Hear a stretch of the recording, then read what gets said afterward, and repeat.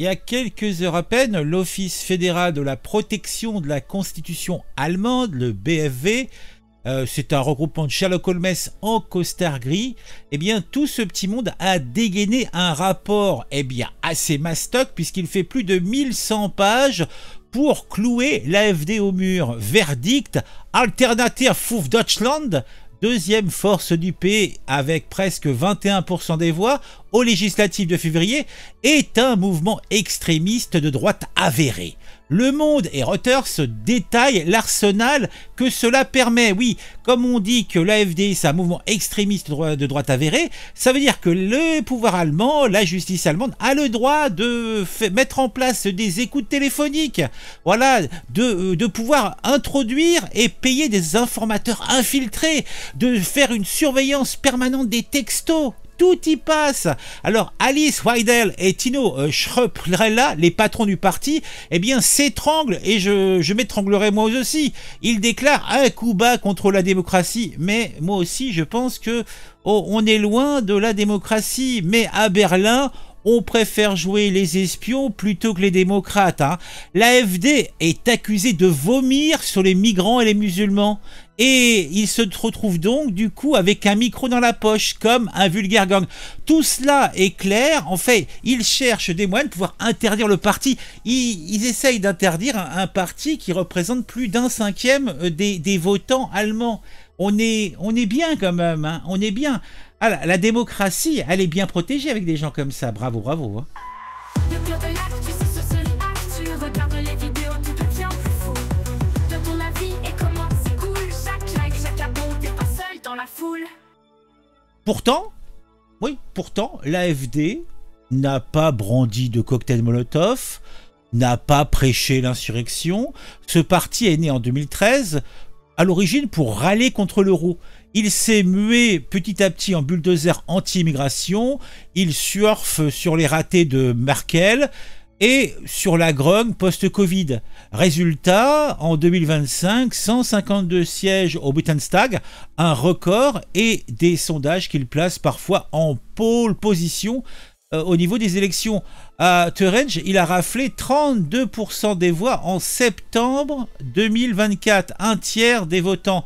Mais au lieu de saluer le vote, l'État sort la loupe. Oui, le BFV, je vous l'ai dit, lui reproche un concept éthique qui relègue les migrants, surtout musulmans, à des citoyens de seconde zone. Moi, je pense qu'il les place simplement hors du champ des citoyens tout court. Oui. Xénophobe, le parti AfD? Bah oui, sans doute.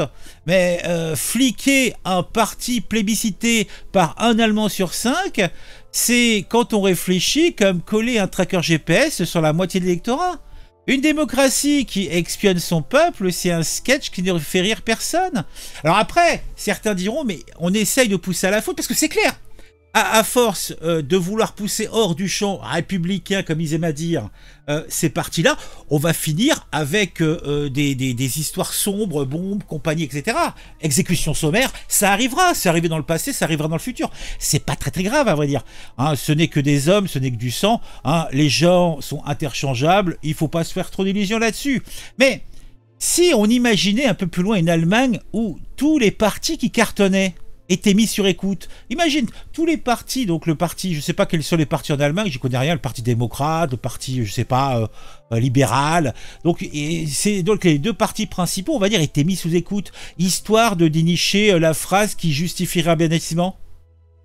En fait, c'est ce que fait le BFV qui traque l'AfD depuis 2021 comme ça, avec l'aval, bien sûr, des tribunaux. Oui, ces branches régionales, certaines ont déjà été mis sous la coupe du flicage, celui de Saxe et de Thuringe. Et celui de sa jeunesse aussi, donc le mouvement AfD Jeunes. La jeune alternative était déjà étiquetée par le passé extrémiste. Maintenant, c'est tout le parti qu'il est. En France, on peut trouver des équivalents. Il y a par exemple Génération Identitaire qui a été dissous en 2021 pour des broutilles similaires. Au Royaume-Uni, Britain First a subi le même flicage. À chaque fois, le refrain sauver la démocratie. Mais surveiller un parti qui remplit les urnes, qui fait usage et pratique le chemin démocratique. En fait, tu vois, on veut fermer la porte aux urnes à des partis qui, justement, ne sont pas des partis révolutionnaires. Si on réfléchit, c'est comme inviter un mec à un débat et lui coller un bâillon, tu vois, c'est ça. L'AfD, c'est clair, n'est pas un cœur d'ange, mais cette chasse au dérapage sans le piège tendu par un système qui déteste perdre et qui, bien sûr, perdra au final, mais avec toutes les conséquences que cela aura, puisque à force de mettre et de voir serrer le truc sur la cocotte minute, et ben à un moment donné, ça va exploser et ça va être mortel, sanglant. Et il y aura des morts et plein de morts, mais c'est comme ça, c'est la vie. Hein. De toute façon, on l'a déjà vu, on le verra dans le futur, je vous l'ai dit. Tout ce qui a été sera nouveau, hein, faut pas s'illusionner. Mais bon, pendant que l'AfD, bien sûr, crie au scandale, les élites allemandes, eux, jouent les innocents. Tiens, il y a Nancy Faeser, vous la connaissez, la ministre de l'Intérieur, qui jure que le rapport du BFV est neutre. Oui, bien sûr. Olaf Scholz, chancelier sur le départ, temporise sur une interdiction, mais laisse la porte ouverte. Les Verts et le SPD rêvent d'effacer l'AfD, comme si rayer 150 sièges allait calmer les électeurs de Dresde. Surtout que tu peux annuler, tu peux interdire un parti, mais bon, l'électorat est là, il sera récupéré par un autre mouvement qui n'aura pas grande énergie à donner. J.D. Vance, le vice-président américain, hein, lui, eh bien, parle d'un mur de Berlin reconstruit. Hein. Marco Rubio, le secrétaire d'État US, fustige une tyrannie déguisée. Même Elon Musk, en décembre 2024, clamait « Seule l'AfD peut sauver l'Allemagne ». Mais Berlin s'en moque, la démocratie c'est bien tant qu'elle vote dans les clous. Eh oui. L'AfD, avec ses discours nauséabonds, car faut pas s'illusionner, les discours sont quand même vachement nauséabonds, hein, faut pas se cacher la vérité, n'est pas un modèle de tolérance. Mais les mettre sous le microscope alors qu'ils galopent aux urnes, c'est confesser que la démocratie n'aime pas ses propres règles. Les électeurs gavés de promesses creuses de la CDU au SPD. Qui a voté au AfD, hein, et alors, qui c'est qui a fait le coup, hein? Surveiller leurs champions, c'est leur cracher à la figure. On vote, mais ceux qui tiennent les menottes. Voilà un petit peu ce que disent les électeurs. Combien de micros avant que la démocratie arrête de jouer les flics? Voilà, ça c'était la petite sortie.